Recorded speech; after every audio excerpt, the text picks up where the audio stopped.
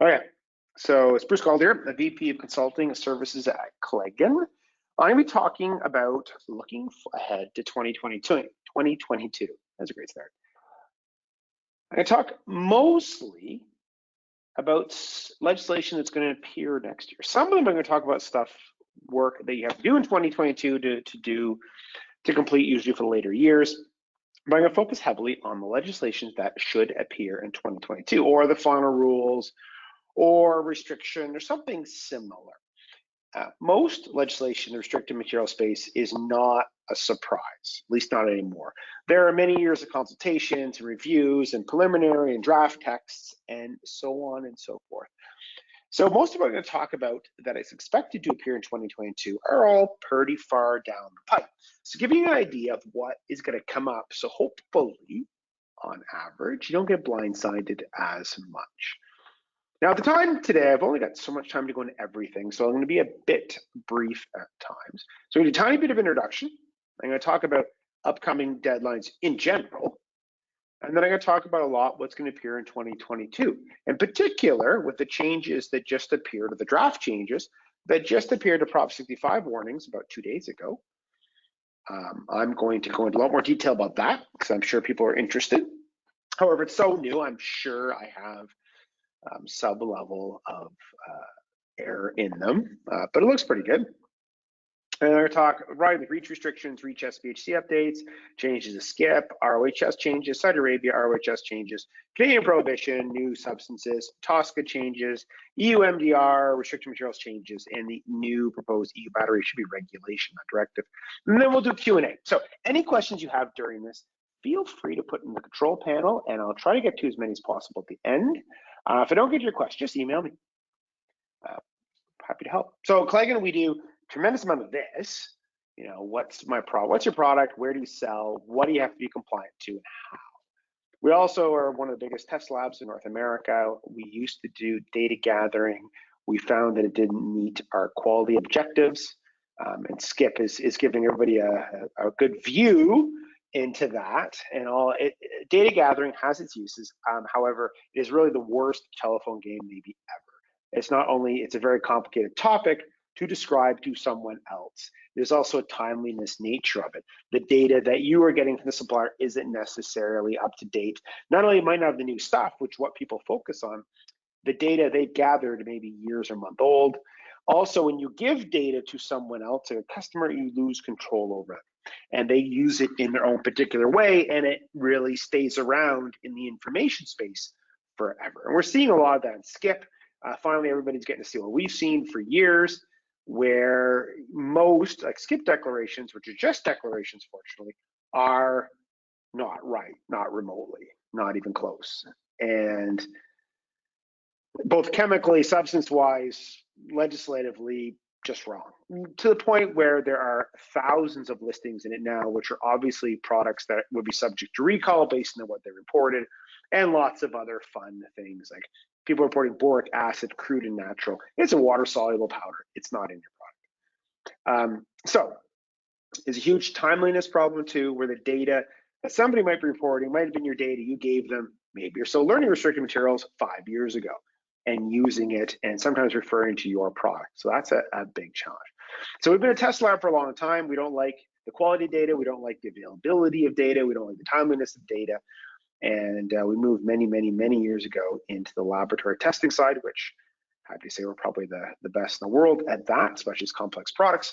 But we do a lot of this too. So one of our most popular services, I think we do this for 80 companies, where we basically sit down every quarter and talk about your products and the impact of the new regulations on them. What are the new regulations, the impact or lack thereof in some cases, and how to apply. So we try to be tangible. And like this really interesting chemistry word with this really interesting term like placed in the market, what we're really talking about is the fluoropolymer binder inside the lithium-ion battery. And so if you don't have lithium-ion batteries, then this particular situation is not a problem. That kind of thing. So try to be very specific. Like the new SVHC, which should be approved next week. It's really only the one problem child of the 4 new ones, or 4 likely new ones, is really only in transparent and lightly colored vulcanized rubber, butadiene-based rubbers, nitrile, styrene butadiene rubber, and isoprene. So if you don't have any white or light colored of those families, you're fine. By the way, this does not count santoprene. Santoprene is thermoplastic elastomer and a very different material. So that's the sort of thing we go over. So there's a lot of stuff coming up here as you sit here digesting this graphic. If you're medical, you sometimes have different stuff than everybody else. EU MDR being quite a difference, obviously. Anything TSCA related, though, doesn't apply to medical devices, so it's in reverse. A number of these have tildes next to them, like this is the expected date of restriction, and a lot of these are things we're going to talk about today, especially the tilde ones. A lot of the ones that are more stable, we're going to talk about a bit less. So a lot of stuff going on, very busy, but what are we actually talking about? So first off, I'm going to start with the new proposed Prop 65 warnings. The new verbiage and warnings were updated 2 days ago or so. There's a consultation going on to Jan 14th. So what we expected for the end of this year, we've all expected some level of change to Prop 65 warnings, just what exactly and when. We've seen previous text. These ones are what we expected, either the final rule right about now or this, which is a short consultation with some tweaks.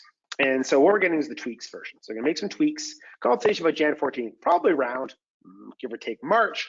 We'll get the final version, which will go into effect a year later, so March 2023 to go into effect. But right now we're in the consultation phase to some tweaks to the previous draft warnings. And again, this is stuff that's going to become a rule in 2022, and that's the focus of a lot of this webinar. We're talking about the new stuff.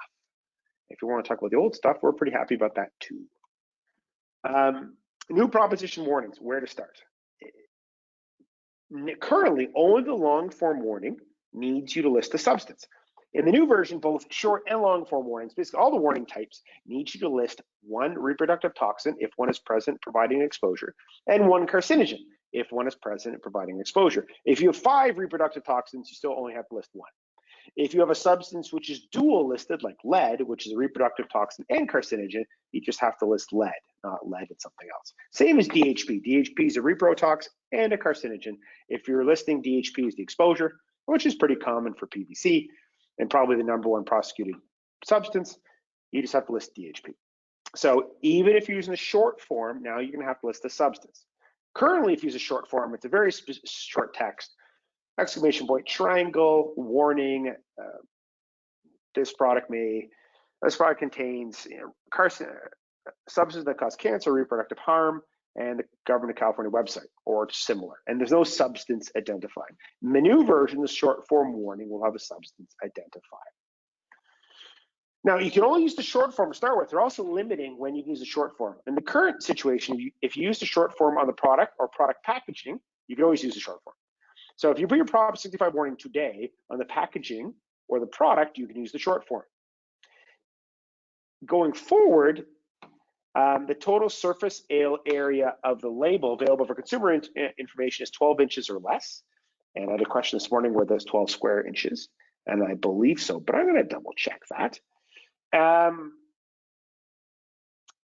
And the packaging cannot accommodate the full warning. So if you can't put in the product and the packaging doesn't have that space. And you also have to assume the warning is at least 6-point type. So that is part of it.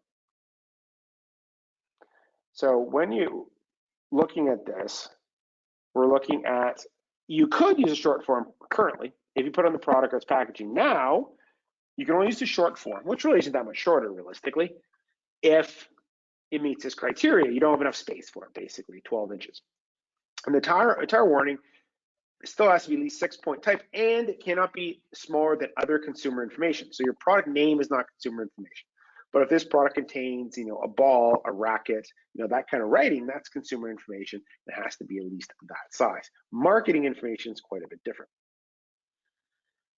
So if you meet this criteria, you can use the short form. Otherwise, you have to use the long form, even on the product or packaging. Today, you don't. There's also a change in the opening warning text. So up until now, you've had to put exclamation point, triangle, yellow. Now, it only has to be yellow if where the label or warning is located has access to yellow. If it's in a black and white insert, it can be black and white. It has to be yellow if it has access to yellow in its location. And then today it would be warning, bold caps, and then this product contains substance known to cause cancer, reproductive harm in the state of California. Now, how people have gone around the fact that it's really just for California, they often put a preface, for California residents, and then have the warning. Now they've embedded that in the warning itself. You, as a header, can put warning bold caps, or CA warning bold caps, or California warning bold caps. So you have this option. Now, of course, choice is stressful, and now you have to, you can't just say, hey, product manager, you have to use this warning. You're stuck with like, here are 3 warning options. Which one do you want? And have that unfortunate discussion, as opposed to just telling them which one to do. So you can use warning, CA warning, or California warning as the header, long or short form. The long form is unchanged from the previous text, the previous version of Prop 65, except for you have more options in the introduction text. So you still have the triangle with exclamation point and yellow if possible. One of the bold caps warnings now, that's your choice. You can use any of those 3. And then this product is exposed to chemicals, including name of one or more chemicals. That is, notice that in California to cause cancer, birth defects, or other reproductive harm. For more information, go to the Government of California website. However, if it's only one substance, like lead, which counts as everything, you can get rid of including chemicals. So exclamation point, triangle, yellow, California warning. This product exposes you to lead, which is known in the state of California to cause cancer and birth defects and other reproductive harm. For more information, go to p65warnings.ca.gov. Now, one of the nice things about lead is it's a reproductive toxin and a carcinogen from a warning perspective, not a real life perspective. So if you have it checks both boxes. You've declared a reprotoxin and a carcinogen. And even if you have mercury, DHP, DIP, DIDP, DINP exposure, you don't have to list them because you've already listed lead, and all you have to do is list one of each, and lead happens to count as both. So this is a long form, no real change in anything except for you have more options in the warning text. Warning, CA warning, or California warning. If you're using a long form today, then you can continue to use it. The short form has more options. I mean, you have the triangle, exclamation point, and yellow. If it is access to yellow, you have the 3 warning options: warning, CA warning, or California warning. Then you can do either, again, choice is stressful, cancer risk and reproductive harm from name of chemical exposure and the Prop 65 government website, or expose you to name of chemical, a carcinogen, and reproductive toxin, Government of California website. By the way, if it's only a carcinogen or only reproductive toxin, there's some even shorter versions of this. I use the generic one, which is carcinogen and reprotoxin. So for example, there would be exclamation point, triangle, CA warning. I chose CA this time. Cancer risk and reproductive harm from DHP exposure. DHP, like lead, is cross-listed. It's a reproductive toxin and carcinogen. Or you can go CA warning, expose you to DHP, a carcinogen and reproductive toxin.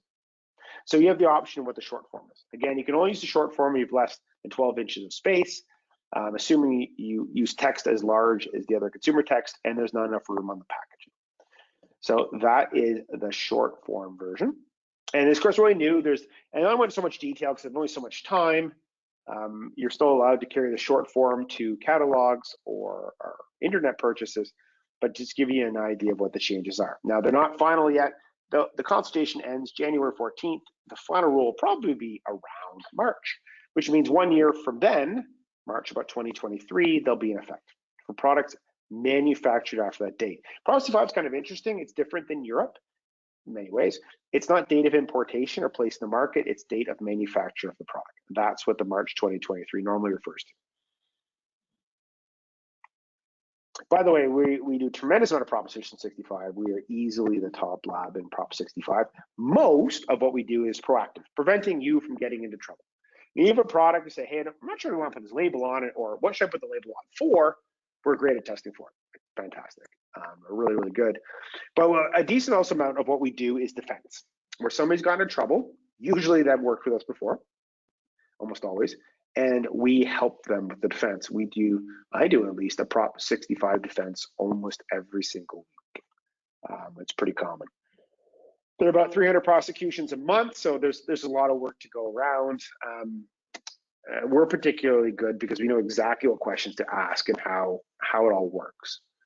And it's also, it feeds very much on the proactive side. If we know exactly how to defend, and makes the proactive, preventing you from getting in trouble a lot easier. It is a complicated topic, but it is pretty well set piece by now. So when in doubt, contact us. We're really, really solid at this. I mean, sure, we're biased and so on and so forth, and we're a lab provider and a consulting provider, and you know, you could, everybody probably says they're the best. We really are, actually. And problem supply is always very interesting, being at the leading edge. It is very prosecution heavy. It's not like most regulations that if you're compliant or you think you are, nobody really ever checks. There are about 300 prosecutions a month. So it's quite different. ROHS exemptions are changing. And not changing very quickly. So the way the exemption renewal process works is most of these major exemptions like lead and copper 6C had a validity date in the text legislation of July 2021. And any exemption that, and in absence of any renewal being applied for, that exemption, like 6C, would have expired in July 2021. But since a renewal was applied for, renewal of the exemption, the expiry of the exemption is now controlled by the renewal process, which is very cool. However, the renewal process is going on a very long time. There is a consultant that is managing Oiko, and they're very talented, and they really have two mandates. A, they have to decide whether industry has proven there's no technically feasible replacement for it. And they also mandate to try to reduce the scope of the exemption to make it cover less things that aren't needed. So for example, today 7A is lead and high temp solder. It's very likely they're going to do something like 7A1, lead and high temp solder in application A and B and C and D, etc. However, that recommendation, which is not the final version, has not yet been made. It was supposed to be made around August. It's not there yet. To the EU Commission, once they make the recommendation, the EU Commission will have feedback, do a consultation of their own, and then publish their own actual exemptions. So the earliest we'll probably see the new exemptions published and final, probably the end of next year, going into effect the 2023 or 2024 timeframe. In most cases, the use of the exemption that you're using will probably be continued on in a more complicated form. So 7A will become like 7A1 with lead and high temp solder in the specific application. So for example, 7A, there's a consultation link here. Oiko proposed, the consultant proposed significant rewording the exemption to reduce the scope to what it's actually needed for. Industry thought, you know, the rewording is pretty complicated, and I'm kind of on board with that side of it. For example, 7A today is lead and high temperature solder. The new version is lead and high temperature solder in A, internal connections and electrical electronic components, i.e. for die-attached and power semiconductors, steady state or transient impulse currents of 1 amp or greater and or blocking voltages beyond 200 volts or die-edge size larger than 0.5 millimeters. 2, in components of steady state currents of more than 1 amp and or blocking voltages beyond 200 volts of the die-attached. 3, for other internal connections and electrical electronic components, excluding those in its scope of section 20. Scope of exemption 24 in HID lamps and oven lamps. Oven lamps, definitely needing them because the oven itself will go above the melting temperature of tin solder. That was A. Then B, in solder balls, the attachment of ceramic BGA to printed circuit board.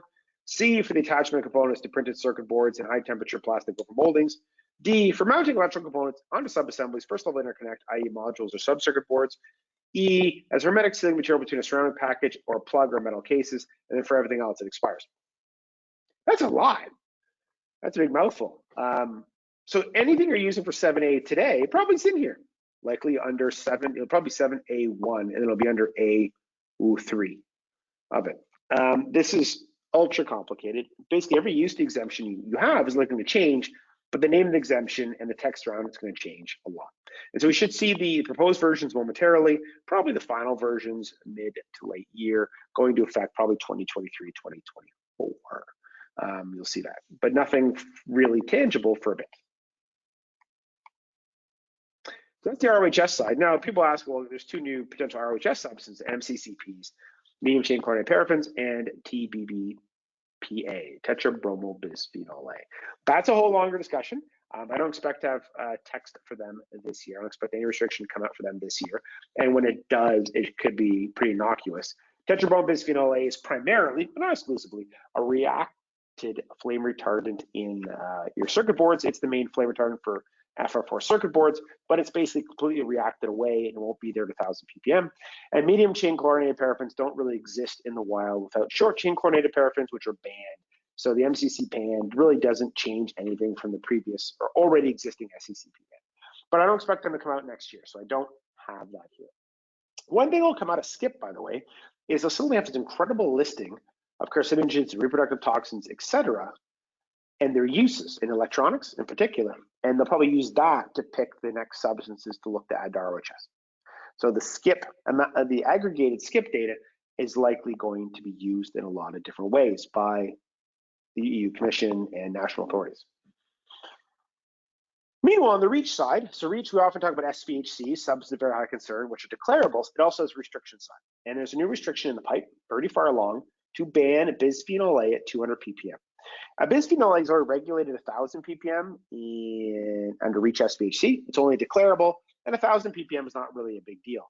Outside of SOx, it's extraordinarily rare BPA over 200 ppm. For some reason, it's not that rare in SOx. However, once you move it down to 200 ppm from 1,000, different kettle of fish. And we only see BPA over 1,000 ppm maybe once a year in our test lab. BPA over 200 ppm, different kettle of fish. And one of the big ones is ABS polycarbonate blends. The polycarbonate is made from BPA, as is polycarbonate, but the blended version doesn't seem to polymerize nearly as well, and there's a lot more residual BPA, sometimes well over 200 ppm. And so ABS polycarbonate blends are like, if you're watching this with a second monitor, it's the outer housing of the second monitor. That's ABS polycarbonate. So that, and then PVC. A lot of, especially light color PVC, use bisphenol A at low concentrations, 300 to 500 ppm, as an antioxidant. This way, so when they're extruded, the wires made, the light colors do not discolor. If this goes through as is, it's going to be impactful for a lot of products. You may have materials that may or may not be above or below this level. It depends what's in it, how they're being used. There's also currently no exemptions or exclusions in it. It's basically limit 200 ppm. There might eventually be things like it's restricted to 0.02%, but does not apply to medical devices or something like that. But none of that, I just picked that out of the air, by the way. If medical device, don't get your hopes up. But there's going to be exclusions and exemptions added. Just looking at the attendance, it's even for the afternoon, that's pretty spectacular. Of course, the afternoon might have benefited from the fact I had a few sound problems this morning, internet-related sound problems. Lots of good questions, by the way, everybody. I won't get to them till the end, but I will get to as many as possible. And for those don't know the score, if you have a question, please put it in the control panel, and I'll try to read it out and get to it at the end. And if I don't get to yours, just reach out to me. It's not a problem. REACH SVHCs, there's also 2 REACH SVHC update, one that's being voted on probably next week, and there is one substance that will be somewhat impactful. You'll see the new DBMC, also called antioxidant 2246, in a variety of applications. It'll be in most Loctites. Fortunately, anything residual and adhesive is measured over the weight of whatever it's adhered onto and should not be a problem. But it's also antioxidant 2246, DBMC, is also pretty common in lightly colored or transparent vulcanized or butadiene-based rubbers, which most companies don't have. And there's going to be another update in July. Tetrabromobisphenol A is likely to be that update. Tetrabromobisphenol A is the flame retardant building block of most FR4 circuit board. Fortunately, it's fully reacted. It might be a fairly innocuous thing. It's used everywhere, well, also not. So that's a bit of a complexity. And that will be probably in the July update.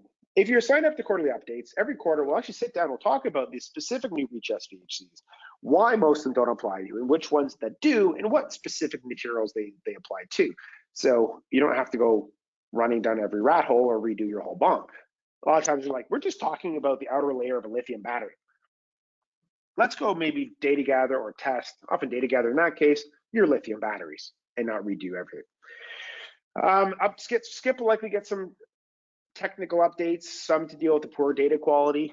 And most of the data quality is not the skip database. It is definitely the providers and manufacturers. Wrong substances are declared. They're not following the format. They're declaring banned substances. They're using other people's data improperly. It's exciting. Which brings in the much more industry topical questions, brand control, where the average big brand, they will have 100 to 1,000 times more listings with their name on it than they actually do themselves. That's one of the many data gathering problems. Once you provide data to someone, you're not in control of it. And then they can put whatever name they want to it in the skip database. So if you're a major brand, it's pretty normal for there to be 10 times more listings using your name than you actually did. And you may at some point in time give them data and they've used it in their own particular way. You put your name on it. So that is, in the industry side, extremely controversial. Meanwhile, on the US side, TSCA was updated in 2016. Before 2016, the Toxic Substance Control Act couldn't really regulate chemicals in physical products articles. There's only in chemicals, liquids, powders, and gases. Now, the 2016 version, which went into effect in 2018, they can regulate, the EPA can regulate substance in physical products. And we've seen quite a bit of that this year. The 5 persistent biotoxicants, the before alkyl substances like long-chain PFOAs, we've seen lots of that. So of the persistent biotoxicants, of the 5, there's only really 3 that are even potentially a problem in most products, of which DecaVDE is an ROHS substance and mostly gone some time ago. If you're not ROHS compliant, you might have it. If you are, it's not an issue. Its main use is in thin heat shrink and similar polyolefin heat shrink. And the deadline for its related application, wire and cable, is Jan 6, 2023 for the US federal restriction. Again, if you're ROHS compliant, not a problem. PCTP is a rarely used vulcanizer for butadiene-based rubbers. So nitrile rubber, SBR rubber, isoprene, butadiene-based. If you deep into chemistry, you can see the butadiene element there, and it is not that common of a vulcanizer. We're more likely to see 2-MBT, which is a Prop 65 substance, or ethylene thiourea, which is a Prop 65 and REACH SVHC in this application. We have yet to see a PCTP in the wild, but theoretically could be there. Its ban is Jan 6, 2022. And then the really controversial one, PIP 3-in-1. It's a phosphated flame retardant with an isopropyl group on it. It is not super common, but not that rare. So if you're watching this thing on a laptop, betting money is that laptop will have 1 or 2 parts containing PIP. It's a halogen-free flame retardant, very common in thin PVC, especially halogen-free thin PVC. Originally, it was supposed to be banned March 8th, 2021. Industry did not originally comment on the first proposed rule, and so the EPA said it's fine, we'll just put that out there. And then industry realized they use PIP all over the place. And after some arguing back and forth, the new TSCA deadline for PIP is October 31st, 2024. Do we see PIP a lot? Not super commonly, but about every other week we get a part that ends up having PIP in it. So it's not that uncommon. It's not like phthalates where you get even things supposed to be phthalate free, you get quite a few dozen a week, parts that end up being phthalated. This one is rarer, but it still exists. So for a lot of the TSCA brominated persistent biotoxicants, thin PVC becomes a dominant factor, heat shrink, wire in particular, thin wires for DecaVDE, and thin in heat shrink if you're not ROHS compliant, and theoretically butadiene rubbers for PCTP, but we haven't seen it. It's very, very rare. Meanwhile, the before alkyl substances and the persistent biotoxicants under TSCA are all, they all came sort of a surprise, but there are many others in that path. There's almost 30 priority substances under TSCA. A priority substance is not a regulated substance. It's just a substance which has been approved for further work to be done, usually on risk management or mitigation measures. Whereas the EPA is spending time and effort with industry to develop risk management or mitigation efforts for each one of these substances, which could be a significant new use rule, could be a reporting requirement, or quite likely a restriction for products. So these chemicals, a lot of which are regulated elsewhere, asbestos, DHP, D4 siloxane, which is one of the building blocks of silicone rubber, they're all regulated somewhere else. This is starting US federal regulation, each one. Some will come out in batches, like the persistent biotoxicants did, but they'll have individual rules. And these will appear as proposed and final rules scattershot over the next probably 2 years. So you're going to see a lot more materials restrictions at the US federal level over the next couple of years. ATP 1516, which unless you're doing safety data sheet, it doesn't really apply to most of you unless you're a medical device. So every year, the European Union updates their classifications of chemicals. So now this one is not an acute toxic 3, it's an acute toxic 2, it's toxic aquatic life forms, it's a significant target, specific target organ toxicity, STOT, repeat exposure, 2, or it's now category 1, category 1 being known to cause carcinogen or a mutagen or reproductive toxin. So of the 200, about half dozen to a dozen each year are reclassified as a carcinogen or mutagen or reproductive toxin, which is a big problem for medical devices because medical devices do not have their own restricted materials list. They literally, in the invasive path, fluid, gas, or invasive path, regulate all classified category 1 CMRs. And so every year that list gets updated. 200 or so substances get new classifications, of which 6 to 12 are newly classified category 1 CMRs and become regulated a year later. So that's how cobalt became medically regulated. In October of 2020, it was added as a category 1 carcinogen, which means in October of 2021, so a month or two ago, it became regulated in the invasive path. And cobalt is particularly a problem because of its low level concentrations in stainless steel. Well, this continues on. Normally in March, there'll be at least 8 new regulated substances under MDR in March, of which a couple are problematic, especially the one in resorcinol diglycerol ether. It's a particularly problematic one. And then ATP 16, which there'll be new substances identified for classification, probably in March of next year, and they will go into effect around March of 2023. And these only apply to medical devices going in for licensing. If you're already licensed during the life of that certificate of 5 years, you don't need to necessarily make the updates, but the next time around, any products you license after that date have regulations. These substances will be added to their regulated substances in the fluid, gas, or invasive path. So that's a constant thing for medical devices outside of just REACH, SVHC, and Prop 65. Every year, there'll be additional carcinogens to review for or test for in the fluid, gas, or invasive path. If you're attached to our quarterly updates, which are very inexpensive, one of the reasons they're inexpensive is not that they're low quality, they're really quite detailed, and you work with an engineer who does this every single day in the technical field. It's because you do so many of them. There's a huge advantage. You get to benefit from the wealth of knowledge of the world, not just one or two people. It's really advantageous. Before alkyl substances, which is a long, complicated webinar of itself, there's already a lot of regulation on PFOA, which is a surfactant for the manufacturing of fluoropolymers like PTFE. So PTFE is a risk of having PFOA, which is banned in Europe and is now regulated in the US and will be further regulated in Canada momentarily. PFOA and its longer versions of itself are surfactants for manufacturing PTFE or FKM or other fluoropolymers.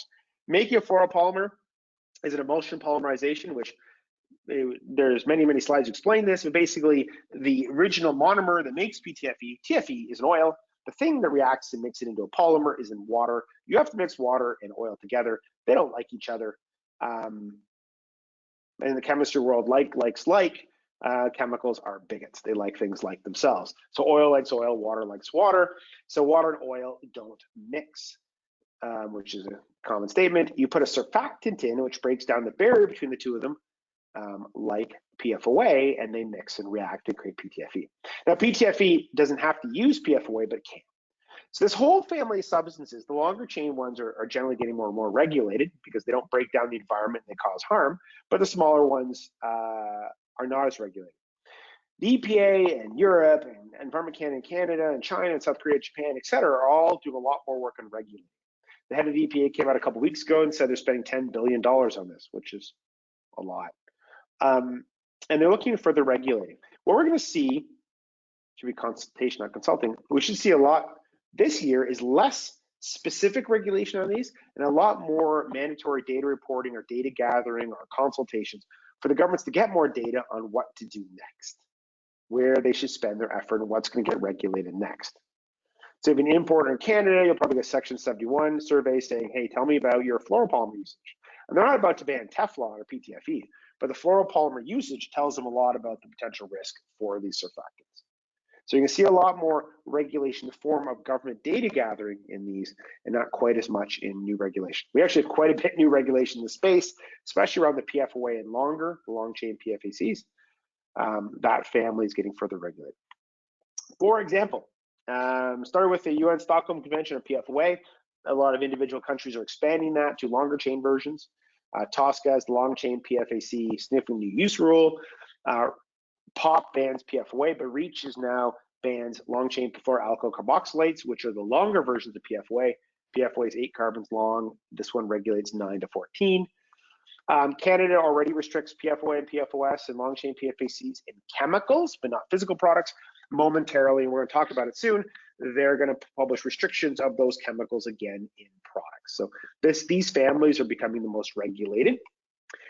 Here's an example of one. It's a REACH restriction, not a REACH SVHC. It's a ban on perfluorocarboxylic acid, the long-chain version. And the longer ones are bioaccumulants. They don't react or break down as well. If they have 9 to 14 carbons. PFOA is 8 carbons. This is like the longer versions of PFOA. Same application, surfactant for manufacturing of fluoropolymers. The ban for these is February 23rd, 2023. It bans at 25 parts per billion, very similar to the PFOA ban. Again, for most people, it's February 25th, 2023. The companies that have, like medical devices that have later deadlines for PFOA, have the same later deadlines for long-chain PFAC. So this is surfactant, potentially used to manufacture fluoropolymers, but it doesn't have to be. Where we see it is waterproof fabrics, waterproof membranes, the little steel mesh screens you see in a water path, they're often fluoropolymer coated. Non-stick food contact surfaces, Teflon. Silicone touch pads. You might remember growing up, your remote controls, the buttons, the ink on the buttons kind of wore down after a while and you had to remember which button was which. That doesn't happen as much now. They put a fluoro coating on it and it doesn't wear down as much, but that's a fluoro coating. High durability touch screens, like a lot of cell phones have a fluoro coating. And but also lots of solid polymer uses, fluoropolymer use in connectors, in wiring, PTFE Teflon and FKM, which is Viton, and PVDF and FEP. Now they aren't banned, but PFOA and similar and long-chain PFACs can be used as a surfactant to make them. Lithium-ion batteries have PTFE in the cathode. It's part of the binder agent. It doesn't necessarily have PFOA, but it could. It's in the binder agent. So it's amazing how many different places the fluoropolymers actually are. On the related topic, Canada, under the Canadian prohibition of certain toxic substances, is banning more substances. They originally planned to ban it and started this year, and then summer, and I'm not sure what that means in Canada, and then they're saying we're going to publish the restrictions in winter. Our winter goes to May. That's pretty open-ended, situation. So one of the things they're going to ban are, again, these PFOAs, these perfluoroalkyl substances, et cetera. They're already banned in chemicals. They're going to extend the ban to physical products, articles. Very similar to Europe, actually. You're going to see a lot of the same chemicals banned in more or less the same way as Europe. The two really unique ones is DbDP, which is a super common brominated flame retardant. It's the main replacement for DecaVDE. So if you squint at it, the one on the bottom left, with all the little bromine sticking all over it, and look at those two benzenes, that connection, and this is DecaVDE. This is the banned ROHS substance. They have the same application. They're a brominated flame retardant. When the heat shrink burns or similar material, it releases bromines, and the bromines combined with the antimony trioxide synergist damp down the radical hydrogen ions, radicals, and damps down the energy and reduces the fire. Very structurally similar. The two, benzene rings, the hexagons surrounded by bromine. They're connected by an oxygen. DbDP is connected by 2 carbons. It's very similar. It's a bioaccumulant, and so it's getting restricted, as is the Chlorine Plus. The Chlorine Plus is a very similar application, thin PVC, thin polyolefin, definitely thin polyolefin, EPDM. It's a chlorinated flame retardant. Same sort of thing, works with antimony trioxide. So again, the Chlorine Plus is a REACH SVHC. It's already reportable 1,000 ppm. It will become a REACH restriction in Europe at some point. In Canada, it's probably restricted first. It's not super common, but common enough. Look at the SCIP database in especially thin polyolefin heat shrink or EPDM. Decabromodiphenyl ethane, DbDP, is ridiculously common. Not as common as phthalates, but you can see it from there. When we test the complex electronics for DbDP, it's not whether it has DbDP, it's how often. It is the drop-in replacement for Deca and tetrabromobisphenol A. It works with antimony trioxide. It's a very, very common material. It's going to be one of the most impactful substances once it becomes restricted, because you're going to have to change parts in most electronics. It's just there all over the place. It's pretty darn common. Again, if you have any questions, please feel free to submit in the control panel, and I'll try to get to as many as possible. Saudi Arabia ROHS theoretically due Jan 5th, 2022, but it's hard to actually do the registration right now. In some ways, you can say, I'm going to get a test report in the next 6 months, and you're okay. It's the same substance as ROHS2, not phthalates. Medical devices are not in scope because the entity SASO that manages it does not control medical devices. It's a different entity. Same test standards, et cetera, as EU ROHS, but you have to have a test report similar to UAE ROHS of 3 critical components. Critical components have to cover the risks, not safety of ROHS. So you really have to cover the bases on the 6 substances. So you're mostly looking at a circuit board, a wiring cable, and something metal or steel related to prove the hex chrome risk. And there's a level of risk assessment on top of the rest of your process. But you need a test report of 3 critical components. It's not 3 safety critical components or electrical safety. It's ones that cover the bases of the 6 ROHS substances. So normally it's a circuit board, a wiring cable, and metal component, steel component of some sort. So again, that date is less than a month away. Now, if you get the ball rolling, there is, since they're not ready, there's at least some 6-month allowance, but you really need to get it done. The new EU Battery Directive is in a regulation, is a massive discussion all by itself. If you're a regular battery, not a car battery or larger, it's not really a big deal change for the first little while. If you're a car battery or bigger, it is a big deal. But there's new regulations. It's not final yet. However, it's supposed to, the first requirements are targeting July 1st, 2023, so it should be coming into place first. It'll have new materials restrictions eventually, like ROHS, it has the ability to add them, but hasn't added them yet. It'll have carbon footprint requirements and recycled metal content requirements for industrial and electrical vehicle batteries, big ones, kilowatt batteries. Durability requirements, removability requirements. All products will eventually have a QR code label, which has more battery information, particularly larger batteries. And there's more conformity assessment provisions for the larger batteries that have to do carbon footprint or recycled metal content. It's a lot coming for a regular battery that you put in your product, not a lot changing off the bat, but eventually you'll have QR code requirements on the battery and similar. If you're a big battery, tons of change. Carbon footprint, recycled metal content. If you do conflict minerals, and you've been doing this CRMT for some time, tin, tantalum, tungsten, and gold, which a lot of our work and my work is in the actual SC final rule, you'll see often start seeing a new one that's cobalt template, very similar. You're going to start seeing the other battery related materials in it, cobalt, but also lead and copper and zinc and nickel and that kind of thing, mostly around the battery regulations, metals content requirements. So you're going to see more also coming down the conflict minerals plate to feed this, the battery requirement. So 2022, in summary, is going to be very busy. You need help? You need to test your product? Come see us. We're exceptional at it. You need regulatory support, like these are my products, this is where I sell, what am I going to do? See us. I just need to become up to speed. See us. We're really good at this. We have been doing this forever. Feels like sometimes.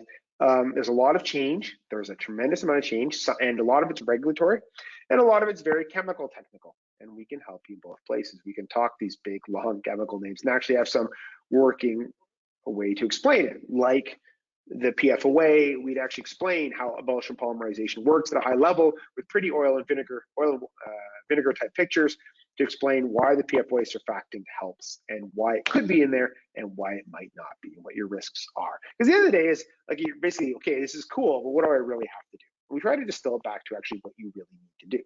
It's really this material and this is what you have to do, as opposed to you have stuff to do on your stuff. We don't find that very helpful.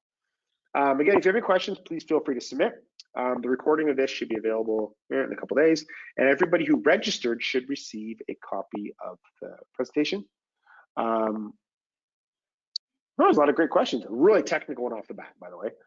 Do you think that 1-bromopropane will be banned under TSCA like it is under the REACH authorization? Current regulations cover exposure and safety, but it seems like nothing prevents it being used, and it's used if it's used safely. 1-bromopropane is a TSCA priority substance, which means there's no regulation yet, or no new regulation, and but it's prioritized for some risk mitigation. It could become a reporting, it could be restriction. It really depends, and it depends where the proposed rule goes. Normally, a large-scale dangerous chemicals used in industrial sites has more leeway than one that gets into a consumer product. So that particular substance, it's a building block of a number of other materials. So most materials and plastics you know of are other things that are reacted together to create it. Those other things are reactive, which means they're dangerous. So ABS, plastic, which everybody uses, is acrylonitrile, butadiene, styrene. All three of those are carcinogens by themselves. Put them together and they're relatively harmless in ABS, other than some tiny residual bisphenol A, ABS, some residual styrene, and very tiny bits of acrylonitrile. So it's a big difference between monomers they used to make, and 1-bromopropane is used to make a lot of things, versus stuff that's actually in, the power cord that people are touching or whichever. Great question. Are Prop 65 warnings only for consumer goods? No. The consumer warnings, by the way, are the most structured. So if you're selling to private households or any of your intended users of private households or patients, you follow the consumer rules and they're more strict. Professional or occupational exposure is still in scope, but the professional user is supposed to be more educated and you have more options on how to provide the warning, whether you put it in the manual or similar. It's a little more open-ended for the professional side. Consumer is a little more regimented, but Prop 65 covers consumer exposure, which includes patients. It covers occupational exposure, so workers and healthcare providers, but workers.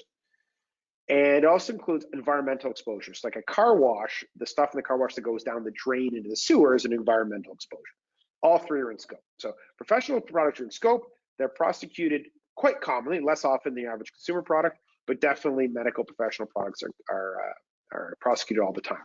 The only thing really stopping a lot of medical product prosecutions is not all the products are accessible to the plaintiffs to get.